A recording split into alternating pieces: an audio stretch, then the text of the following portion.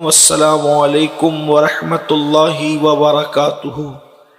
صلی اللہ علیہ وسلم کے پیارے دیوانوں، میں آج اپنی گفتگو کو آگے بڑھانے سے پہلے آپ سے یہ بات ضرور کہنا چاہتا ہوں کہ جوانی کا، اپنی طاقت کا، اپنی دولت کا ہم کب تک ناجائز فائدہ اٹھاتے رہیں گے؟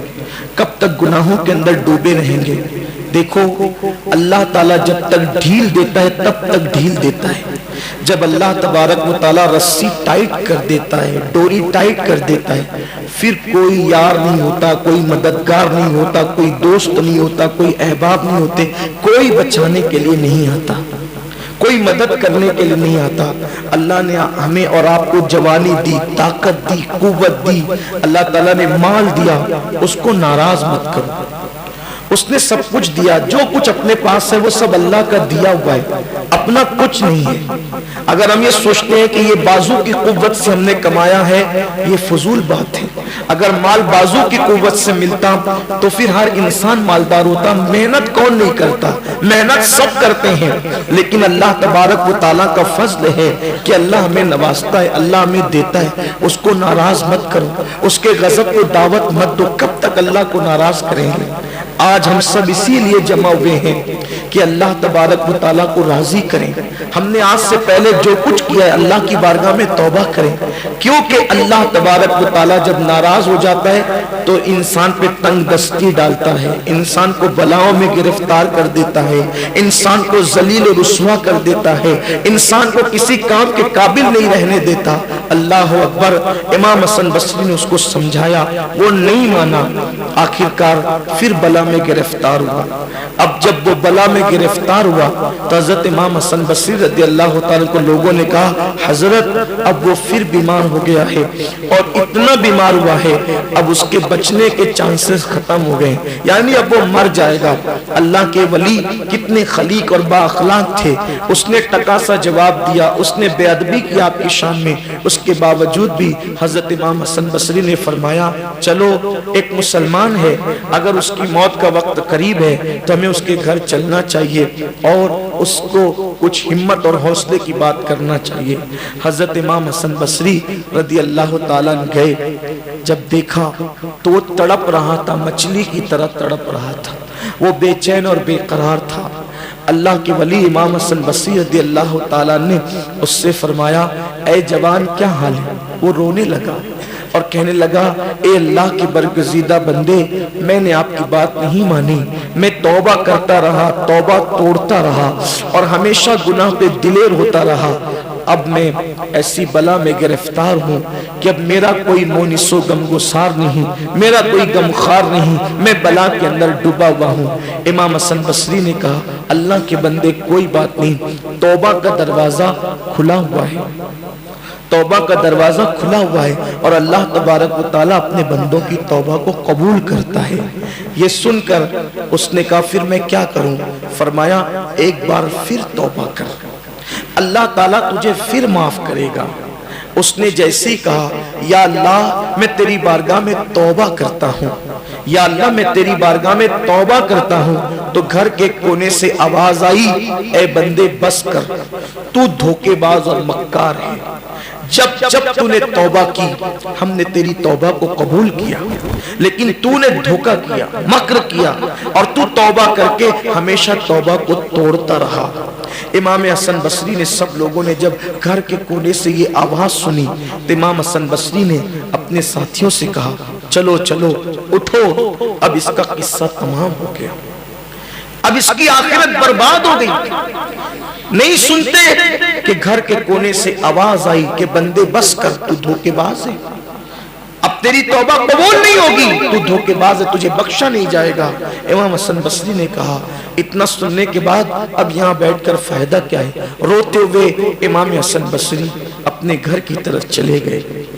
علامہ ابن الجوزی لکھتے ہیں، امام حسن بصری اپنے گھر کی طرف گئے، اس کی ماں، بوڑھی ماں بھی رونے لگی، وہ بھی رونے لگا۔ اب کیا؟ اب تو آواز آئی قدرت کی طرف سے، غیبی آواز کہ تجھے معاف نہیں کیا جائے گا۔ مگر قربان اس جوان نے کہا اپنی ماں سے، امی حسن بصری تو چلے گئے، غیبی آواز بھی آ گئی کہ تجھے معاف نہیں کیا جائے گا، لیکن مجھے یقین ہے کہ میرا اللہ بڑا ستار و غفار ہے، میرا اللہ بڑا کریم ہے۔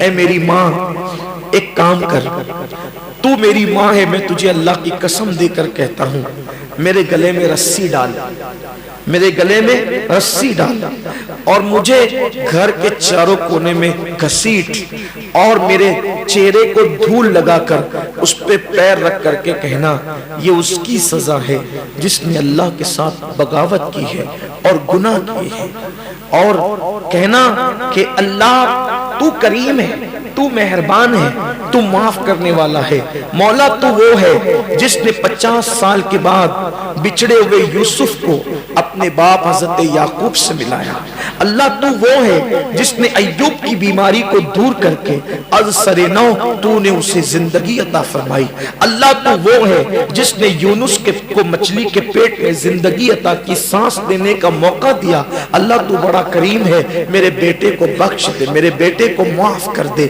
بس اس کا چہرہ ماں نے جو ہے وہ گھسیٹا، خاک میں ڈالا، اور اس کے چہرے پہ پیر رکھ کر کے اللہ کی بارگاہ میں دعا کی، اے اللہ میرا بیٹا اگرچہ گناہگار، سیاکار، بدکار ہے، لیکن آج وہ اپنے گناہوں پہ نادم اور شرمندہ ہے، تیری طرف سے آواز بھی آ چکی ہے کہ تجھے معاف نہیں کیا جائے گا، لیکن مولا تو وہ ہے کہ جس نے 50 سال کے بعد بچھڑے ہوئے یوسف کو اپنے باپ یعقوب سے ملایا، اللہ تو وہ ہے جس نے ایوب کی بیماری دور کر کے اثر نو سے زندگی عطا کی، تو وہ ہے جس نے یونس کو مچھلی کے پیٹ میں جو ہے وہ سانس لینے کی توفیق عطا فرمائی، مولا اگر تو میرے اس بچے کو بخش دے گا تو تیرا نقصان اس میں کیا ہے؟ یہ کہہ کر ماں بھی رونے لگی اور وہ جوان بھی رونے لگا، غیب سے آواز آئی، جا ہم نے تیرے بیٹے کو بخش دیا۔ اور یہ آواز صرف گھر میں نہیں آئی بلکہ حضرت سیدنا امام حسن بصری کے کانوں تک بھی پہنچی کہ اللہ تبارک و تعالیٰ نے اس کو بخش دیا اور اس کو معاف فرما دیا۔ میرے پیارے آقا صلی اللہ علیہ وسلم کے پیارے دیوانوں، اللہ تبارک و تعالیٰ کی رحمتوں کو بس بخشش کا بہانہ چاہیے، اللہ کی رحمتیں بخشش کا بہانہ تلاش کرتی ہے، اور یہ جو آج کی رات ہے، آج کی رات تو خاص بخشش کی رات ہے، آج کی رات تو خاص مغفرت کی رات ہے۔ اللہ کے رسول علیہ السلام فرماتے ہیں 5 راتوں میں دعائیں رد نہیں ہوتی، ایک رجب کی پہلی رات، دوسری شب برات، تیسری شب قدر، چوتھی عرفہ کی شب یعنی حاجی جس دن حج کے میدان میں ہونے والے ہوتے ہیں اس سے پہلے عرفہ کی شب، اور 5ویں عید الفطر کی شب۔ یہ 5 راتوں میں اللہ کے رسول نے ضمانت دی ہے کہ جو بھی دعا کی جاتی ہے اللہ تبارک و تعالیٰ قبول فرماتا ہے۔ اور شب برات کے لیے اللہ کے رسول فرماتے ہیں کہ ہر مسلمان کو، ہر مومن کو بخش دیا جاتا ہے سوائے اس کو جس کے دل میں کسی مسلمان کے لیے کینہ ہو۔